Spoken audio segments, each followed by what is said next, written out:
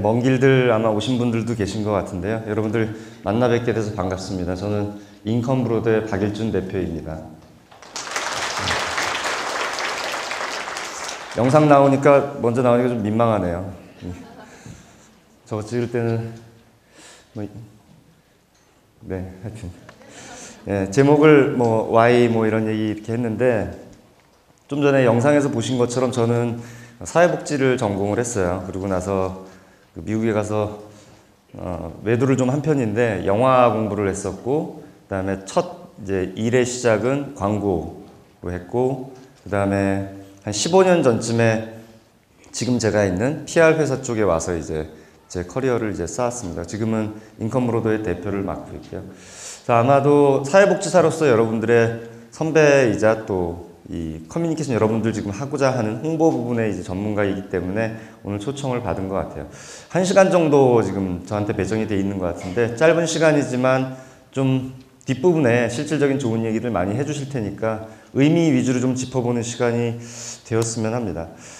먼저 보시면 여기 있는 여자분이 지금 뭔가 노트북을 쓰고 계시는데 브랜드는 없죠.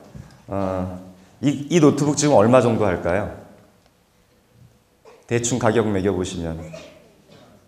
네? 70만 원이요? 네, 70만 원. 비슷한가요, 머릿속에? 좀 위에 계신 분도 계시고 아래 계신 분도 계시고. 요런 건 얼마인가요? 소니 바이오 300만 원이요? 어우, 굉장히 많이 올라왔네요. 3배 이상. 이렇게 되면 얼마인가요? 150? 절반으로 뚝 떨어졌네요. 노트북에서는 삼성이 소니한테 밀리나 보네요. 암만 해도. 근데 저희가 원래는 인컴브로더, 본사는 보스턴의 브로더 파트너스고요.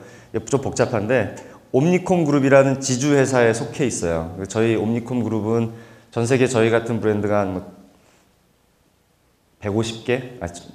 그 다음에 기업 수로 1,500개? 피베이스로 한 150억 불 정도 하는 그룹, 엄청나게 큰 그룹인데, 거기에 인터브랜드라는 회사가 있어요. 여기는 전 세계 모든 브랜드들의 브랜드 가치 평가를 합니다. 코카콜라, IBM, 그래서 전 세계 순위를 막 매기는데, 그 중에 삼성이 지금 한 23위 정도 될 거예요. 옛날에 소니가 위에 있었고 삼성이 밑에 있었는데 차근차근 삼성은 올라가고 소니는 조금씩 떨어져서 지금은 전 세계적으로 봤을 때 브랜드 가치로는 삼성이 소니보다 더 높습니다. 근데 지금 여러분들은 노트북에서만큼은 뭔가 소니를 더 높게 평가하는 것 같네요. 혹시 이런 브랜드 아세요? 몇 년 전에 인터넷상에 좀 이렇게 돌던 중국 브랜드인데 어떤 사람이 이 노트북을 사서 해체를 해본 거예요. 그러면서 CPU가 들어있다. 그러면서 돌아간다. 이런 약간 비아냥하는 놀림처럼 했는데 가격이 150보다도 훨씬 뚝 떨어지겠죠. 아까 브랜드가 없었던 상태에서 70이라면 이게 모르겠어요. 중국산 요새 좋은 것도 있겠죠. 80이 될 수도 있겠고 50이 될 수도 있겠고, 그건 여러분들 머릿속에 있는 아마 이미지에 따라 좀 다를 것 같습니다. 이 브랜드, 먼저 제가 시작을 여러분들이 쉽게 접할 수 있는 브랜드에 대한 개념으로 했는데, 브랜드 하면은 수많은 좋은 브랜드들이 있죠. 브랜드가 갖고 있는 힘이 이런 것도 있는 것 같아요. 하나의 자기의 키워드를 딱 갖고 가서 정하면 초코파이가 떠올라오죠. 저도 제 후배가 한 명 회사 그만둘 때 그 전날 밤에 11시에 회사 와가지고 초코파이를, 그 사람이 근무했던 하여튼 날수 이런 거 계산해가지고 초코파이를 책상 위에다가 한 박 쌓아놓은 적이 있었어요. 이런 식의 코드인 거죠. 여러분들 커피 많이 좋아하실 텐데, 만약 공짜로 준다고 하면 이 둘 중에서 어떤 거 드시겠어요? 네. 그거 질문거리도 안 되죠. 근데 어떤 면에서 보면 솔직히, 나이 여기 좀 드신 분이 계신지 모르겠는데, 어떻게 보면 입맛으로 보면 달달한 자동 판매기, 자판기 커피가 나은지는 모르겠어요. 근데 일단, 공짜라면 당연히 오른쪽 거를 먹겠죠. 사실 원가 비교해 보면요, 얼마 차이 안 납니다. 스타벅스 원료도 원래 굉장히 좋은 원료를 쓰지 않는다고 그래요. 우리가 요새 부티크 커피점들 되게 많이 생겼는데 그런 데 가서 먹는 커피보다 단가가 되게 싼 걸 쓴다라는 얘기들을 하죠. 근데 두 가지가 주는 이미지는 이런 차이가 있는 것 같아요. 하나는 때운다. 왠지 몸에 안 좋을 것 같다. 설탕 많이 들어가서 뭔가 패스트푸드적이고, 요즘은 자판기 좋기 때문에 그런 거 없지만 예전 같은 경우에는 동전 넣고선 먹으면 이렇게 막 발로 차보기도 하고 뭐 힘들어 보기도 하고 뭐 이랬던 기억들, 약간 그런 별로 이렇게 뭐 세련되지는 않은 느낌들이 잔뜩 들어있는 것 같아요. 근데 스타벅스 오른쪽 거를 딱 떠올리면 벌써 무슨 매장에 탁 들어가면은 막 그 향과 음악, 좋은 음악, 편한 소파와 바리스타가 위에다 괜히 막 하트도 그려주고, 왠지 아침에 출근길에 저거 한 잔을 딱 사갖고 이렇게 자기 회사로 이렇게 가면은 내가 왠지 뉴욕의 월가를 막 이렇게 걷고 있는 것 같고, 내 옆구리에는 뭐 영자신문 같은 게 하나쯤 껴있을 것 같은 마치 그런 착각. 사실 저거는 기능적으로 그냥 커피, 아침을 깨워주는 카페인이 들어있는 기능적인 제품이기도 하지만, 그거보다는 저 녀석이 자판기 커피보다 20배 이상의 가격을 받을 수 있는 것. 예전에 지금 뭐 밥 3,000원짜리 먹고 5,000원짜리 커피 마시죠. 옛날에는 저 뭐 있는 집 자식 저거 부모 잘 만나가지고 이렇게 욕 먹었을 뻔한 그런 상황인데, 지금은 대한민국 모든 사람들이 서슴없이 커피를 그렇게 마십니다. 대한민국 사람 언제부터 그렇게 커피 많이 마셨는지 이해가 잘 안 돼요. 근데 하여튼 그런 이미지들 우리에게 주죠. 이쯤 되면 제가 벤츠나 BMW, 뭐 테크놀로지 뭐 이런 얘기를 할 것 같은데, 엉뚱하게 제가 기아를 갖고 온 이유는 K7 차 나온 사람들 차 너무 좋다고 그러는 거예요, 다들. 이게 뭐 우리나라 진짜 차 잘 만든다. 그랜저 TG 나왔을 때도 굉장히 격찬을 했는데, 이거 나왔을 때는 더 아낌없는 얘기들을 해요. 근데 딱 한 가지 결함이 있다고. 저 앞에 있는 기아 마크, 저게 하나 딱 결함이고, 조금만 떼면은 뭐 BMW 마크 붙여도 되고 아주 완벽하다. 차 성능도 타보면 차이를 모르겠다. 브랜드 가지고 오히려 거꾸로 그런 얘기들을 해요. 저 기아 마크가 우리한테 무슨 기능을 주는 것도 아니고 아무런 뭐가 아닌데 왜 그렇게들 하느냐. 사실 제가 앞에서 브랜드 얘기를 좀 했는데, 예전으로 좀 가보면 저희는 사실 저를 포함해서 여기 있는 모든 사람들이 집신을 신었던 시대는 아니죠. 근데 저거를 신고 다녔을 거를 생각을 한다면, 오늘 오실 때 저거를 신고 나가는데 비가 온다. 너무 불편하죠. 그리고 일주일 이상 아마 못 신을 것 같아요. 그래서 맨날 이렇게 자기 신발 만들어서 해야 되는 저런 시대에서 처음에, 지금은 후져 보이지만 이런 신발이 딱 나왔다. 이거는 혁신 그 자체인 거죠. 이 고무신을 만든 사람은 스티브 잡스인 거예요. 저 시대에는. 너무 고마운 거죠. 비가 안 샌데. 그리고 세상에 한 달을 넘게 신을 수가 있어. 아무리 돌아다녀도 밑에 좀 빵꾸 나겠지만 한 달 이상 신을 수 있는 건 혁신적인 제품인 거예요. 너무 고맙죠. 세상 좋아졌어. 일단 시장에 나오기만 하면은, 장터만 열리면 가서 그냥 몇 켤레씩 사갖고 오는 거죠. 만들어주는 공급자 중심의 시대고, 만들어주는 것 자체가 고마웠던 시절이에요. 이거는 뭐 1년도 넘게 신는 거예요. 끈이 있어가지고 발등이 두툼한 사람, 얇은 사람, 뭐 이런 사람도 조절해서 나름 조절 기능까지 있는 아주 혁신적인 제품인 건 거죠. 이때쯤 되면은 요 바닥이나 밑에 고무창 이런 데 까보면 이제 신발 제조사가 이제 이름이 새겨지기 시작하죠. A사에서 만든 거야. 그리고 B사 거보다 A사께 조금 더 질긴 것 같은데, 좀 더 오래 가는 것 같아. 이런 회사 제품 자체에 대해서 신뢰를 주던 시절. 그러다가 이런 게 딱 나오죠. 뭐 어렸을 때 리복 광고 뭐 이런 거 보신 분 계신가요? 혹시 뭐 쓸데없이 어둠 속에서 막 가가지고 의자 막 넘기고 웬 연예인이 막 고개 돌리면서 리복 하고 막 이랬었죠. 혹시 동대문이나 남대문 시장에서 리복 짝퉁을 본 적이 있으세요? 보기 드물어요. 프로스펙스는 그래도 짝퉁이 있습니다. 국내 브랜드에 대한 자존심 때문에 그런지 있어요. 리복은 없어요. 근데 나이키는 엄청 많아요.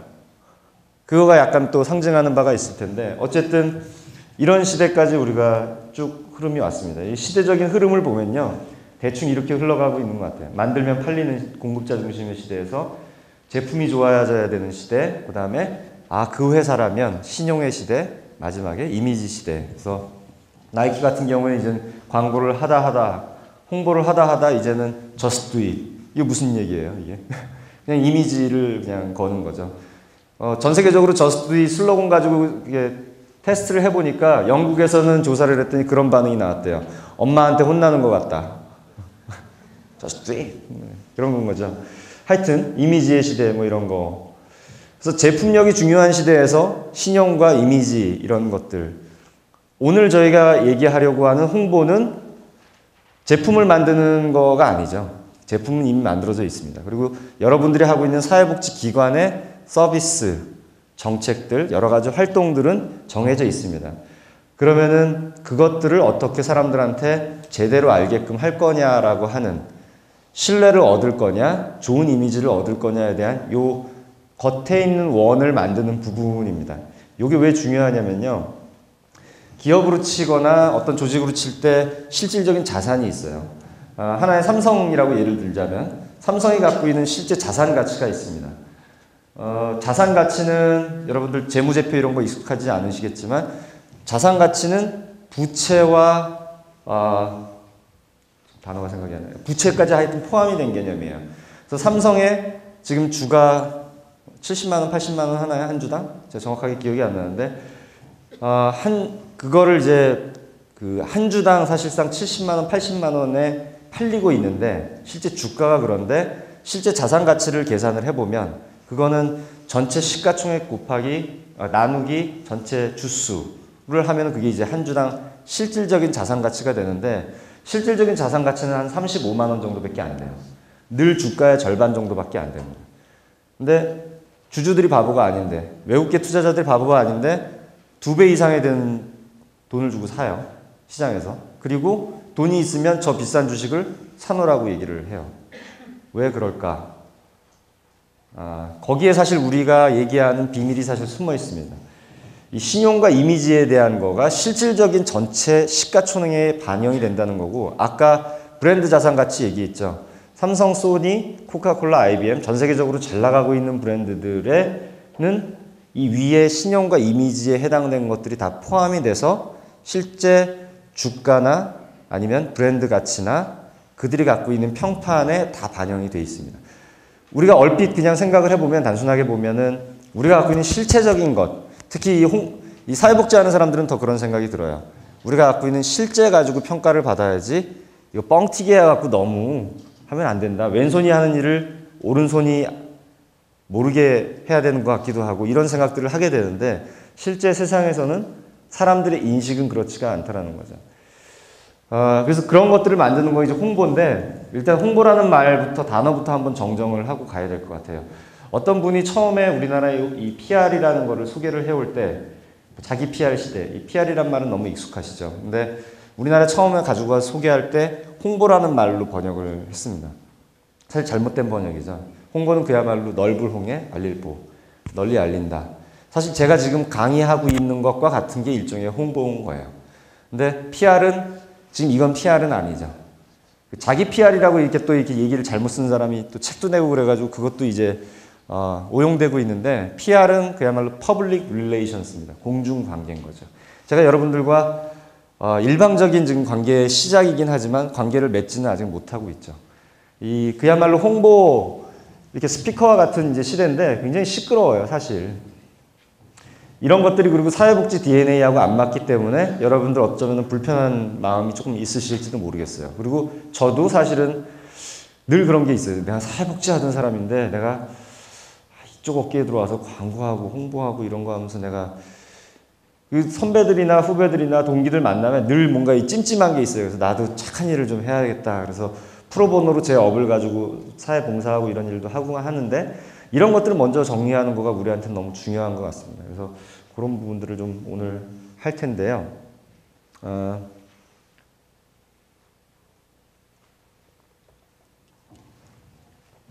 홍보를 너무 많이 하다 보니까 너무 시끄러운 사회가 된 것 같아요.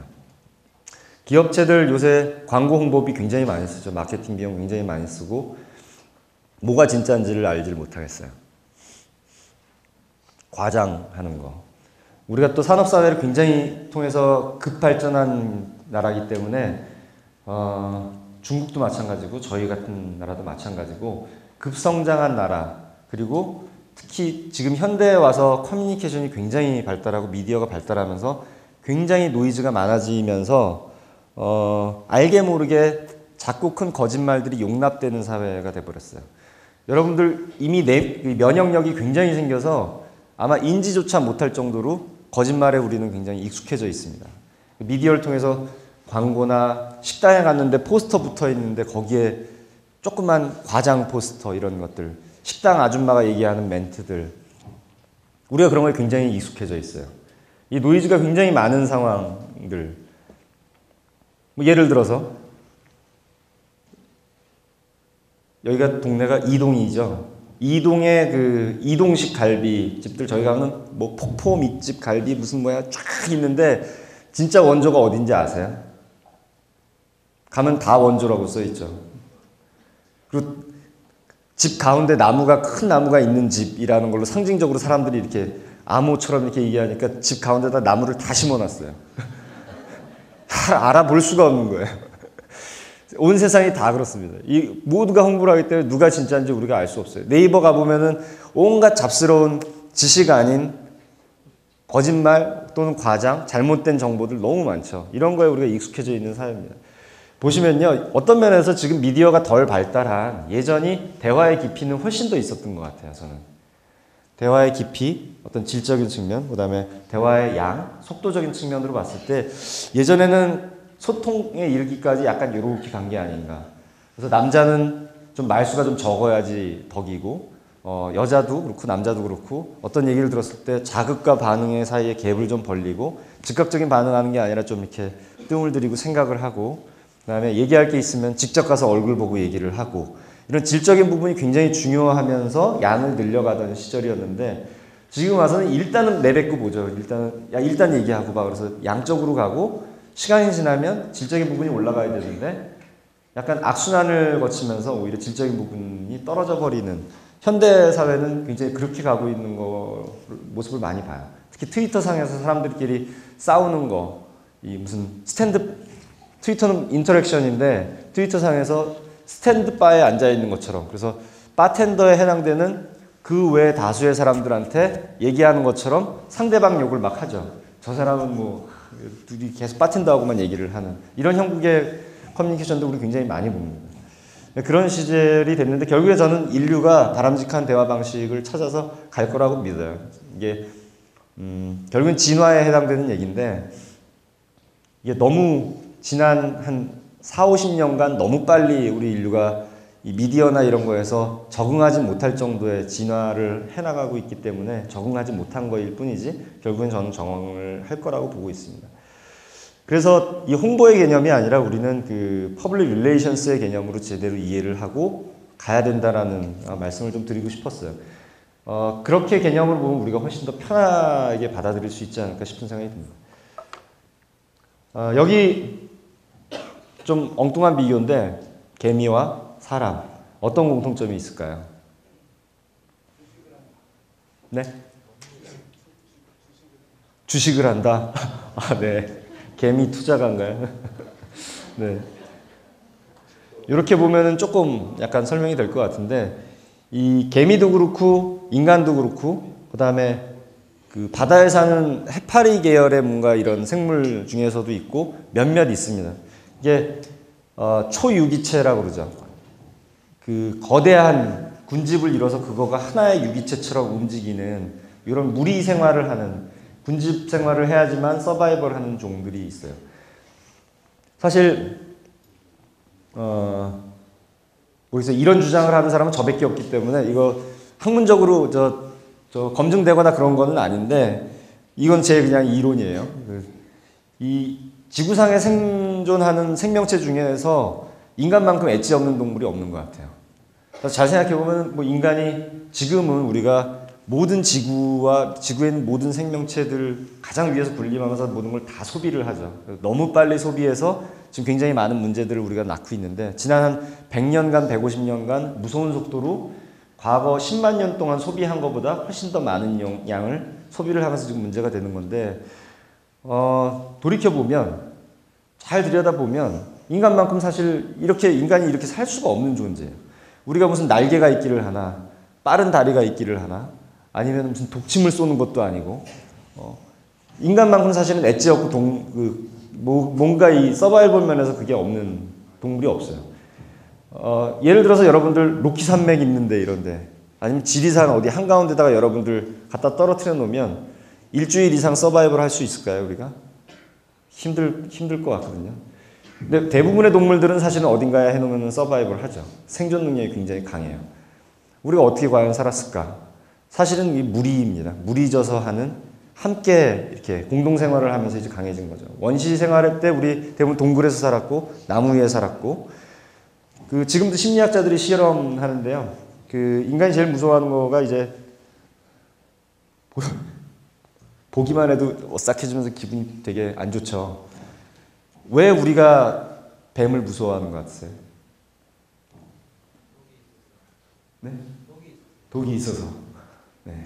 그리고 성서에 왜 뱀이 나올까요? 악한 저걸로. 수많은 동물이 있었을 텐데 인간이 제일 사실 본질적으로 이 내면에서 가장 두려워하는 존재가 뱀이에요. 이 자연 세계에서 인간이 가장 죽임을 당한 존재, 우리의 천적이 사실은 뱀이었었습니다. 인류가 한 10만 년 정도 된다, 뭐 20만 년 된다, 뭐 그 정도 봤을 때 대부분의 기간 우리끼리 모여서 이렇게 도시를 이루고 화산 밑에 대부분이 이루어서 거기에서 철광을 쓰면서 우리가 이렇게 존재를 하게 됐는데 그렇게 무리지어서 도시를 이루고 살기 전에 흩어져 살 때는 자연계 속에서 가장 많이 우리가 천적이었던 대상이 사실 뱀이었던 거예요. 예를 들면 나무 밑에서 이렇게 딱 책을 이렇게 읽고 있는데 나무 위에서 나뭇가지 짝대기 같은 걸 이렇게 툭 떨어뜨리잖아요. 실험으로. 그럼 나뭇가지가 딱 떨어지면 사람들이 이 정도 놀랍니다. 근데 벨트 같은 거 흐느적한 거를 위해서 딱 떨어뜨리면 기겁을 해요. 사람들이. 본능적으로. 왜냐하면 뱀인 줄 알고. 그만큼 뱀을 우리가 두려워했었어요. 이게 어디서 나올지 모르고 옛날 또 뱀은 또 되게 컸었죠. 그래서 실제로 사람도 잡아먹기도 하고. 그래서 인간은 뱀을 굉장히 선천적으로 두려워하는 이런 동굴 생활들 우리가 했단 말이죠. 제가 무슨 얘기를 하는 거냐면 제가 오늘 살짝 먼저 와서 책자를 봤더니 책에도 커뮤니케어에 대한 소개가 되어 있던데 커뮤니케이션의 어원이 라틴어에서 왔는데 커뮤니케어 발음은 모르겠어요. 네, 나누다라는 뜻이에요. 함께 나누다. 커뮤니케이션이 왜 중요한가라는 거가 인간의 사실 엣지가 커뮤니케이션이라는 거예요. 커뮤니케이션이 없었으면 생존할 수가 없었던 무리를 져서 함께 사냥을 했어야 되고 무리에서 떼어지는 거는 곧 죽음과도 같은 여러분들 우리 인류가 갖고 있는 형벌 중에 가장 큰 거 사형 그 전에 제일 큰 거가 독방에 가두거나 귀양을 보내거나 둘 중에 하나죠. 인류에게 가장 큰 형벌은 무리에서 떼어놓는 거예요. 그거는 곧 거의 죽음을 뜻하는 것이기 때문에 너무너무 두려워하는 거죠. 우리는 반드시 무리를 지어야지만 개미처럼 개미도 따로 한 마리 떼놓으면요 길 못 찾아요. 자기가 뿌려놓은 냄새 맡고선 다시 되찾아가는데 이렇게 들어가지고 이렇게 멀리다가 따로 떼놓으면 그건 곧 개미한테는 죽음을 뜻하는 거예요. 인간도 마찬가지입니다. 이 무리를 이루어서야지만 살 수 있는 결국에는 무리를 이루어서 살고 그 안에서 떼어지지 않으려면 어떻게 해야겠어요? 잘 보여야 되고 호감을 보여야 되고 내가 뭔가 먼저 나눠주고 그 다음에 받고 이런 인터랙션과 상호작용과 관계 맺음을 통해서 계속 유지를 해 나갈 수 있는 거죠. 커뮤니케이션이 결국에는 우리한테는 그러한 수단이었었다라는 거예요. 누군지 다 아시죠? 이제 뭐 이분 스타시기 때문에 두려워요. 영화 보면서 아마 그런 생각 다 하셨을 거예요. 만약에 껌껌한 방에 아니면 그냥 밝아도 이 방에 저 친구하고 둘이만 있다라면 굉장히 무서울 거예요. 침팬지 별거 아닌 것 같지만 우리가 여기 갖다 놓고선 동물원 가서 보고 여기다 침팬지 갖다 놓고 아이 귀엽다 하지만 사실은 둘만 있으면 너무 무서운 존재인 거죠. 우리 동물들하고 1대1로 있을 때 우리 인간은 찍도 못해요, 사실. 릴레이션스가 인간의 가장 핵심적인 부분이라는 것. 아까 회장님도 잠깐 얘기하셨지만 300조 이상의 갈등 비용 들어가는 거. 왜 이렇게 됐는지 저는 이 부분이라고 생각합니다. 이게 원래는 인간은 모든 게 다 놀이였었어요. 예전에 보면 이 커뮤니케이션의 과정, 우리 부족이 하나라는 것을 확인하는 과정 이런 것들이 다 춤추고 노래하고 같이 뭔가 놀이하는 형태로 다 구현이 됐었어요. 문화의 형태로. 전 세계 그거는 다 공통입니다. 인간은 원래 호모 루덴스였던 거죠. 그러다가 이제 조금 도시를 이루고 인간이 약간 뭐 옷도 걸치게 되고 약간 좀 폼도 잡게 되면서 이제 호모 사피엔스에 대한 얘기를 한 10,000년 전 정도부터 하게 되고 철학과 막 얘기들을 해요. 그러고 나서 지난 한 10,000년 동안 학교에서 여태까지 우리한테 가르쳤던 거는 다 관계입니다. 인간관계.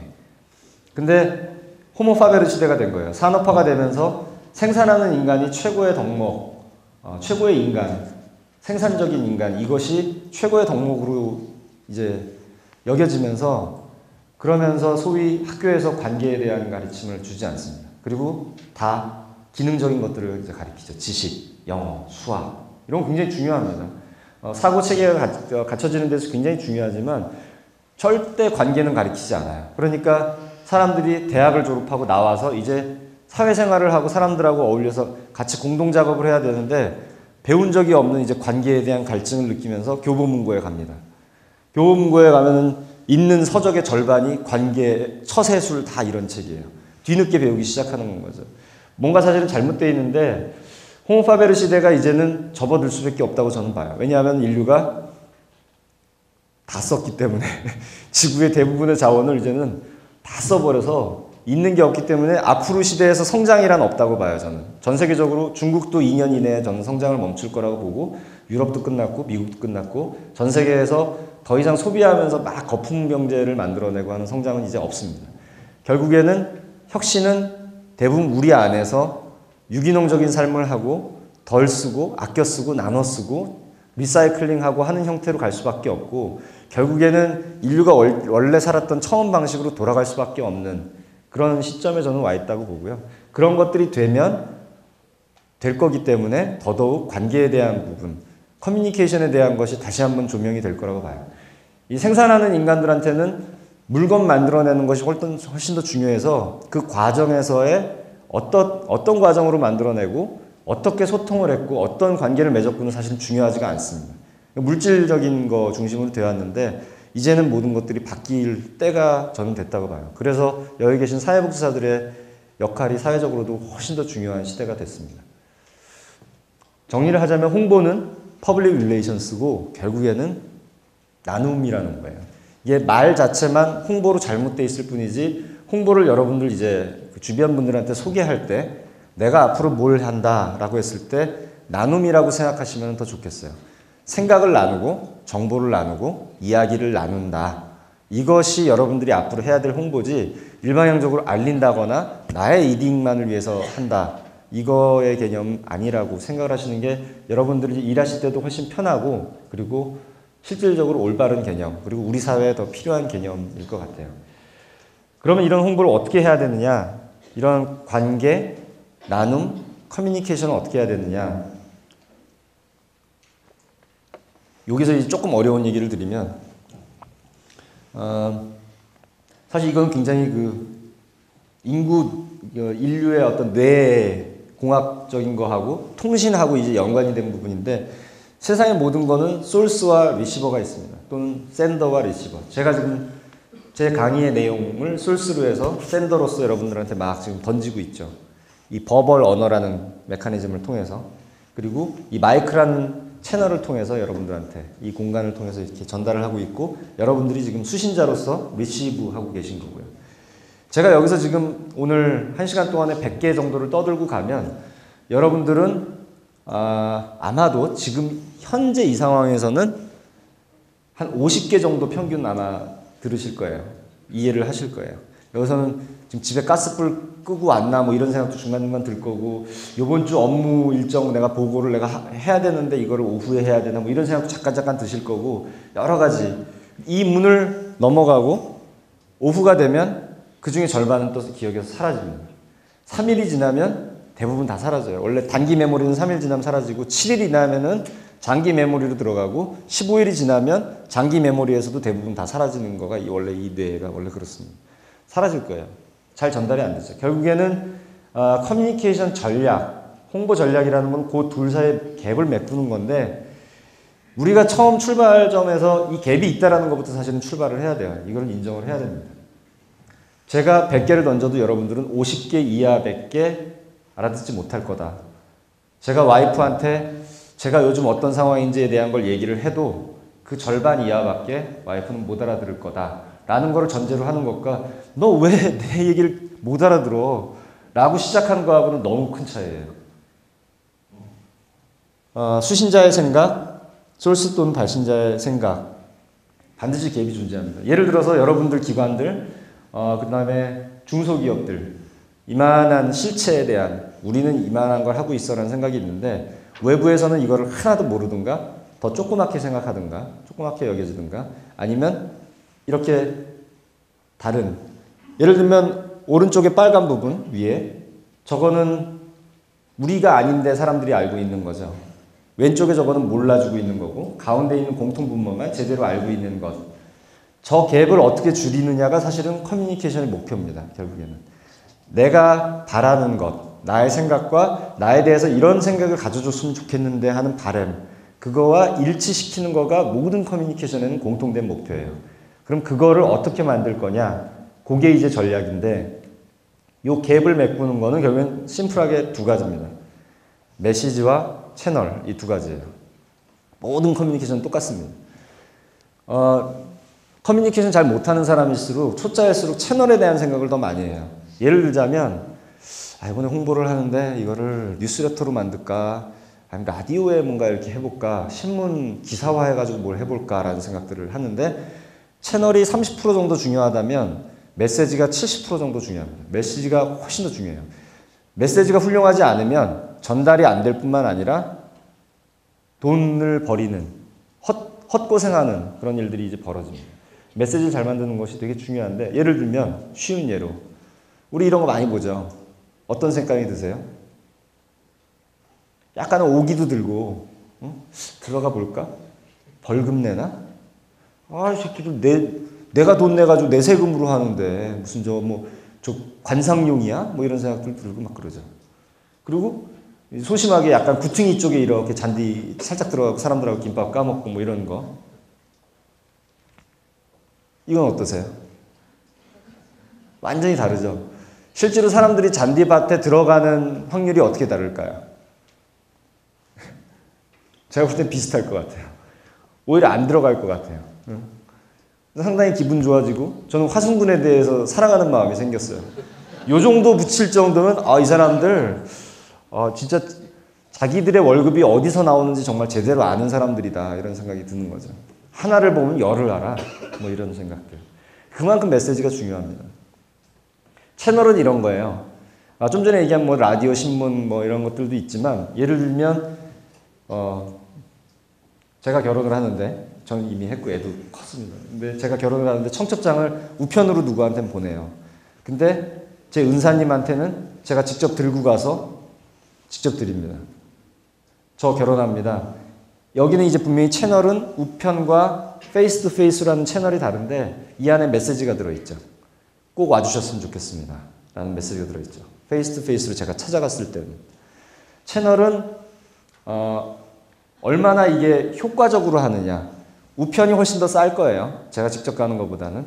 이건 비용 효율성과 메시지하고 얼마나 부합되는지 그리고 그 사람과의 그동안의 관계 기타 등등을 고려해가지고 잡아내야 됩니다. 비용 효율성만 가지고 잡아내면 안 돼요. 이 채널도 그 자체로 메시지를 갖고 있기 때문에 기존의 관계라든가 이런 거 같이 보면서 해야 됩니다. 메시지는 뭐니 해도 심플하게 만드는 게 제일 중요해요. 심플하게. 수많은 얘기들 여러분들 하고 싶은 얘기 되게 많잖아요.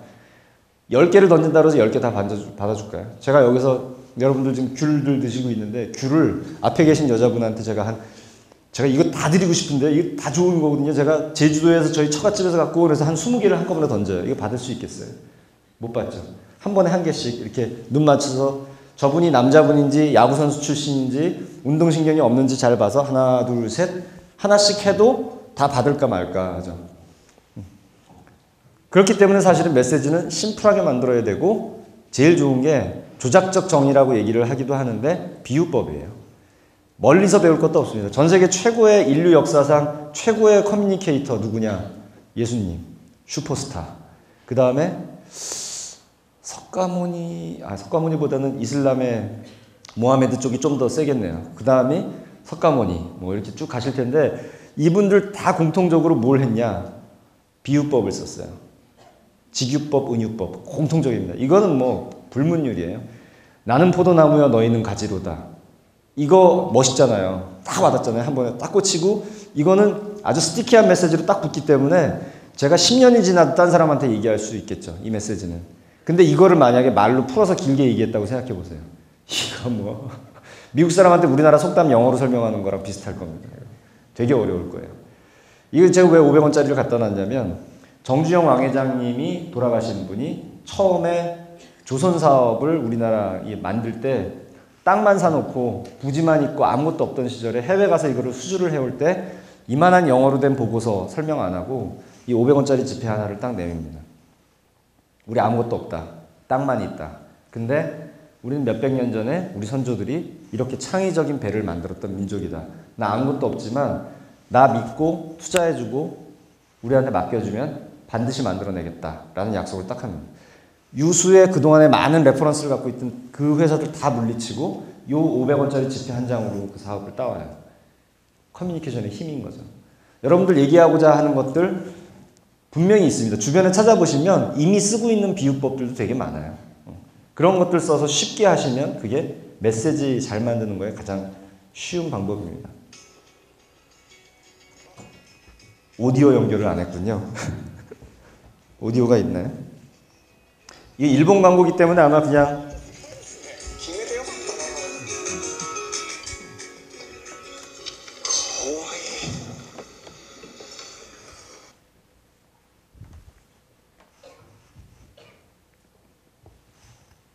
안 나오네요. 제가 이거 마이크로 댈게요, 그냥.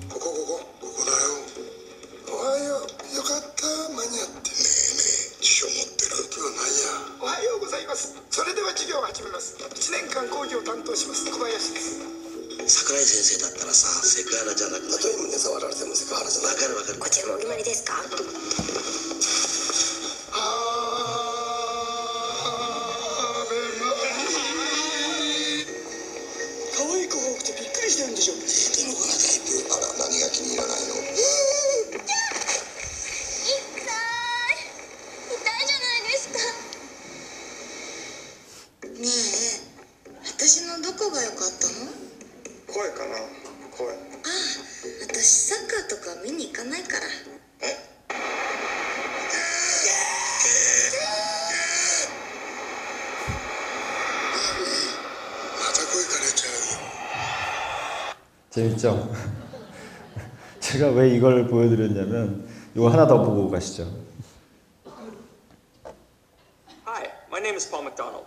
I'm the product manager of Gmail. Over the past decade, advances like touchscreen technology have transformed the way we interact with personal electronics. However, when it comes to email, we still rely on outdated technologies like the keyboard and mouse.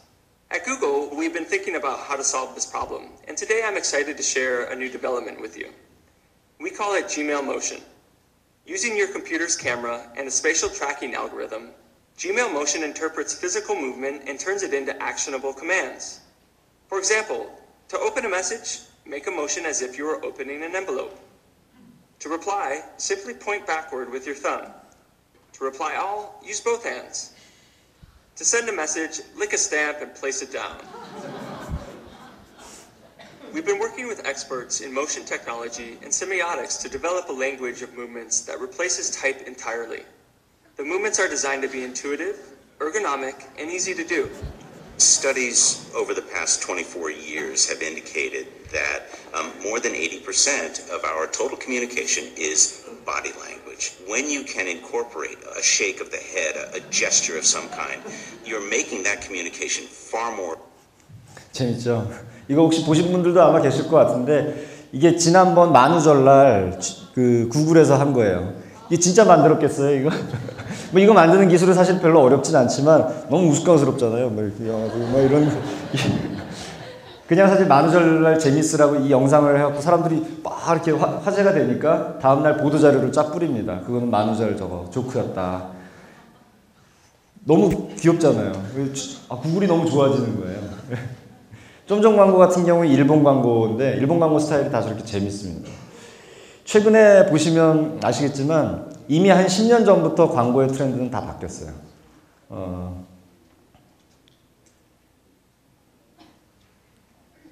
이거는 그냥 저 공원에 있는 벤치 옆에 이렇게 해놓은 건데 재밌죠? 이것도. 요거는 처음 해보시면 딱 뭔지 모르겠지만 큰 쇼핑몰인데 그 개, 강아지 벼룩 잡는 뭐 이런 약이에요. 근데 이제 위에서 공중에서 바라본 거고 강아지가 이렇게 자기 누워있는 이런 건데 위에서 사람들이 이렇게 왔다 갔다 하는 거 위에서 보면은 이 벼룩이 강아지 막 이렇게 간지럽히고 있는 것 같은 그런 모습으로 보이는 거죠. 저 약을 막 사고 싶은 거죠. 그러니까 대부분의 최근에 나오는 이제 커뮤니케이션이나 광고나 이런 것들 기본적으로 보면은 아이디어. 여러분들 홍보하는 거에서 제일 중요한 거 아이디어. 그 다음에 재미, 감동. 특히 광고 같은 경우에 브로셔를 누군가한테 줬다. 안 보게 되잖아요. 광고 채널 돌려버리게 되잖아요.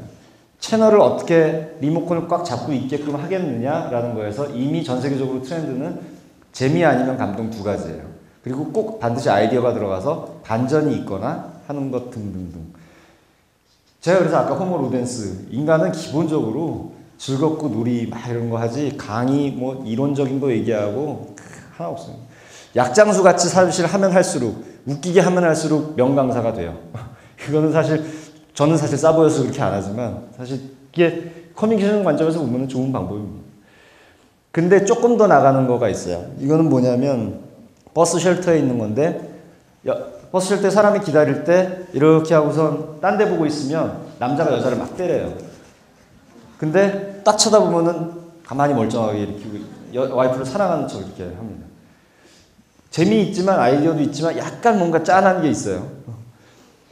결국에 우리가 하는 모든 홍보나 커뮤니케이션들은 결국엔 사람들의 행동과 생각을 바꾸려고 하는 이건 반드시 단계가 필요합니다. 먼저 알아야 되겠죠. 인지, 이해, 동의, 지지, 행동 이런 단계로 가요. 이거는 인지하면서 이해, 동의, 지지, 행동으로 한 번에 훅 갈 수도 있어요.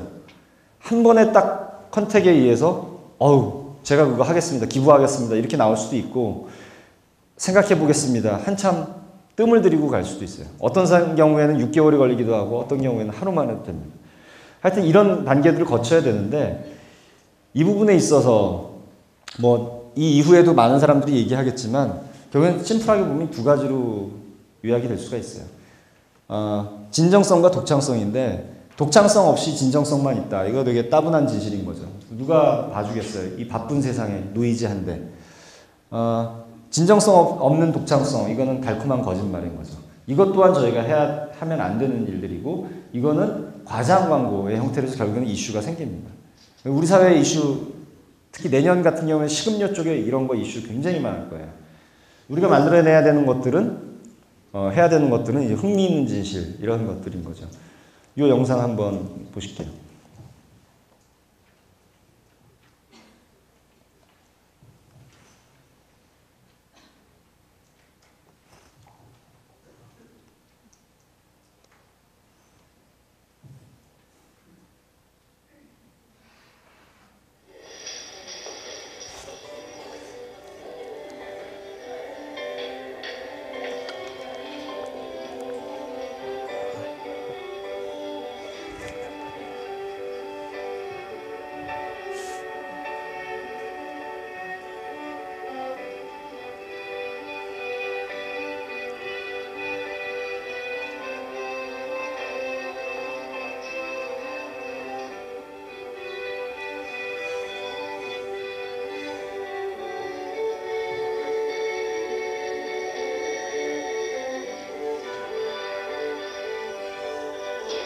Australian Red Cross Blood Service needs blood.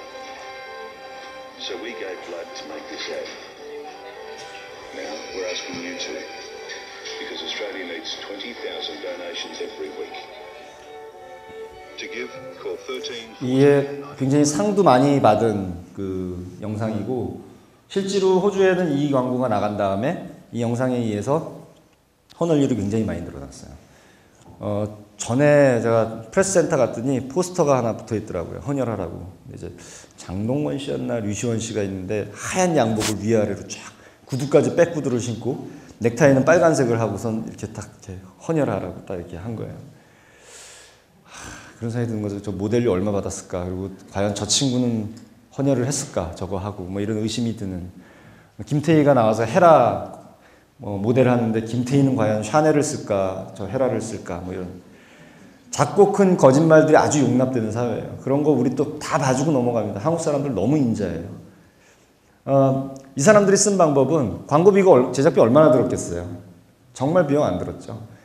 제가 보기에는 저 음악도 약간 좀 바이올린 소리가 옹졸한 게 저 스텝 중에 누군가 한 사람이 그냥 연주한 게 아닌가 싶은 생각도 들 정도로 이 사람들이 생각한 크리에이티브는 진정성과 통찰성 그냥 우리가 하고 보여주자. 사람들의 마음을 터칭한 거죠. 울린 거죠. 저기서 흥미있는 진실이 나오고 사람들의 마음을 움직이는 힘이 나옵니다. 일요일 아침 서울 잠실의 롯데월드 일대가 아수라장이 됐습니다. 최근에 안전사고를 사과한다는 취지로 무료 개장을 한 것인데 새벽부터 엄청난 인파가 몰리면서 또 사고를 부르고 말았습니다. 정영택 기자가 먼저 보도합니다. 그야말로 인산인해입니다. 회복이 그렇찬 사람들 사이에서 비명소리가 계속 터져나옵니다. 그림 너무 좋죠. 미디어는 기본적으로 갈등을 먹고 살아요, 사실. 저희 같은 사람들도 사실 갈등을 먹고 사는 게 있습니다. 갈등을 커뮤니케이션으로 해결해주면서 사실은 예전에 뭐 방패장 이슈라든가 부안 사태 이런 것들 저희가 이제 커뮤니케이션으로 해결해드리고 그랬는데 변호사, 미디어 다 갈등을 먹고 삽니다. 물론 갈등을 만들고 이제 먹고 살니까 약간 좀 메커니즘이 다르긴 한데 미디어들이 이런 거 너무 좋아하는 거예요. 근데 제가 여기서 이 영상에서 지금 말씀드리려고 했던 거는 롯데월드가 왜 저런 일이 벌어졌을까? 근데 롯데월드 간혹 사람 하나씩 죽잖아요, 계속. 그러니까 기업이 갖고 있는 철학 되게 중요. 롯데월드 관계자나 뭐 혹시 가족 안 계시죠? 근데 프로모션으로 하려고 그랬던 게 아닌가 싶어요. 그러니까 무료 개장 정말 고객 감사가 취지고 그 의도 그대로 했어야 되고 그러면 사전에 공지해서 너무 많은 사람들이 몰리지 않도록 하고 다치지 않게끔 안내하고 그랬는데 일종의 이거 프로모션 하는 담당자가 사람들 막 줄 서 있고 인산이네 이렇게 롯데월드가 사람들이 미칠 정도로 막 인기 있는 곳이야라는 거를 그런 비주얼을 좀 만들어내고 싶었던 욕심이 있었던 게 아닌가 싶어요. 그런 의도로 했기 때문에 사람들에 대한 고객에 대한 케어보다는 약간 왜곡이 됐고 그러다 보니까 문제가 됐고 더 그럴 수 있는 거가 인터뷰를 하는데 뭐 소방방지청에서 저희 경고했습니다. 그러고 막 얘기를 하고 그 마케팅 담당 임원 인터뷰를 하는데 이 임원이 말한 게 가관이었었어요. 저는 우리 시민들이 시민의식이 있을 줄 알았습니다. 이런 얘기를 이렇게 시작을 하면서 롯데월드 홈페이지 다운되고 그 마케팅 담당자는 형사처벌을 받아요. 그렇게 안 했으면은 제가 볼 때 이거 뭐 약간 좀 벌금 정도로 끝났을 사안인데 롯데월드가 6개월인가 영업정지를 당하고요. 이 임원은 형사처벌을 받아요. 정말 말 한마디로 그리고 처음에 어떻게 기획했느냐 이런 부분 되게 중요한 거죠. 그러니까 관계를 맺고 소통하고 나눈다라는 생각으로 가져가는 거 너무 중요합니다. 제가 그냥 이 물리학에 있는 어떤 과거 이제 뉴턴인가요? 천재가 만든 물리학 공식에서 커뮤니케이션도 일종의 물리학이 있지 않나라고 해서 그냥 한번 만들어 본 건데 F가 소위 알자 힘이라고 그래요. 힘은 질량 곱하기 가속도 이거 많이 우리 배웠었죠. 커뮤니케이션을 치면 저 질량은 일종의 관계라고 보시면 좋을 것 같아요. 곱하기 A 가속도가 메시지에 의해서 가속도가 나오는데 좀 전에 메시지 제일 중요하다. 메시지에 의해서 가속도가 나오는데 그거보다 앞에 있는 거가 사실 관계예요. 모든 커뮤니케이션은 과거에 그 사람들과의 이제 히스토리가 있거든요. 예를 들어 보면 제가 이 집에 딱 너무 힘들었어요 하루 종일. 그래서 집에 이렇게 가가지고 뭐 집에 가서 저녁 먹는 일도 없지만 저는 영식님이에요. 집에 가가지고 와이프한테 자기야 나 밥 좀 줘 그런 거예요. 응? 와이프가 갑자기 반응이 내가 밥순이야? 그래서 확 집어 던지는 거죠. 이 여자가 미쳤나?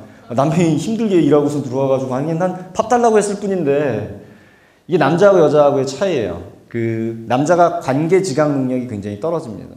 여자는 굉장히 높아요. 그래서 여자들이 커뮤니케이션을 남자보다 훨씬 더 잘해요. 관계에 대해서 이해를 하기 때문에. 남자들은 그 관계 지각 능력이 떨어져서 아까 F에 해당되는 알자 힘을 만들어내는 거 되게 약한데 남자가 얘기한 거는 자기야 나 배고파 밥 줘. 여기서 상당히 메시지 중심으로 소통을 하려고 시도를 한 거죠. 근데 와이프는 우리 신랑 뭐 한데 맛있게 밥 해줘야지 막 생각을 하고 있었는데 딱 들어와서 그랬는 거죠. 자기는 오늘 잘 지냈어? 나 오늘 힘들었어. 관계에 해당되는 거. 오늘 뭐 했어? 그래 우리 같이 밥 먹자. 우리 같이 밥 먹자죠. 관계에 대한 거를 염두에 두고 메시지를 하면은 모든 집안의 평화가 찾아오는데 관계 중심의 소통을 여자는 기대를 했는데 남자는 메시지 중심에 탁 한 거죠. 그러니까 내가 밥 주냐? 이런 확 반응이 나오게 되는. 여러분들 우리 생활에서 되게 많습니다. 이거 윗사람하고 아랫사람 얘기할 때 막 얘기하는데 이 친구가 좀 말이 짧으네. 나보다 한 3살 어린 것 같은데. 이미 이 생각이 들면 이 친구가 얘기하는 컨텐츠와 메시지는 다 사라지고 아무것도 없어요. 계속 이 자식 언제 한번 버르장머리를 고쳐놔야 되겠네. 계속 이 생각만 도는 거죠. 관계가 중요합니다. 그래서 이 메시지 채널, 그것과 함께 관계를 고려해야 되는데 채널 부분에서는요.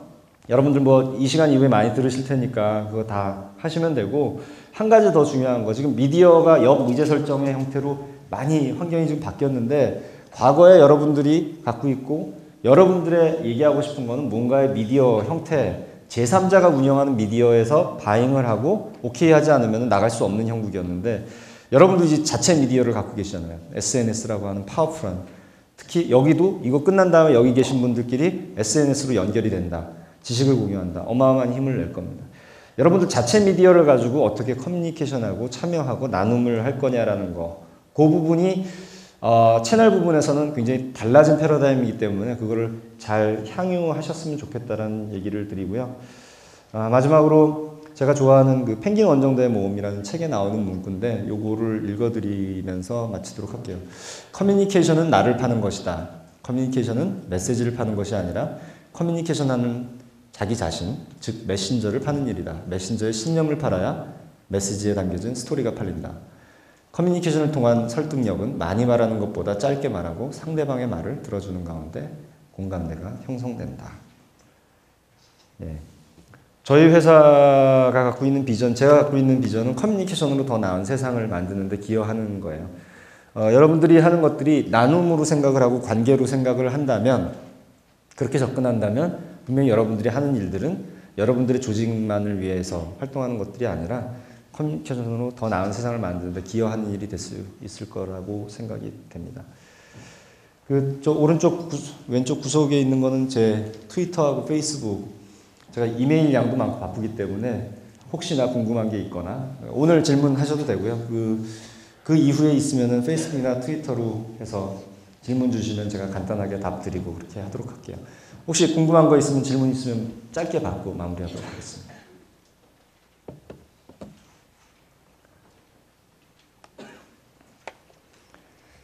그래도 시간 제가 지키려고 계속 시계 보면서 32분 그래도 가능하면 마쳤습니다. 네, 질문 없으시면 마치도록 하겠습니다. 감사합니다.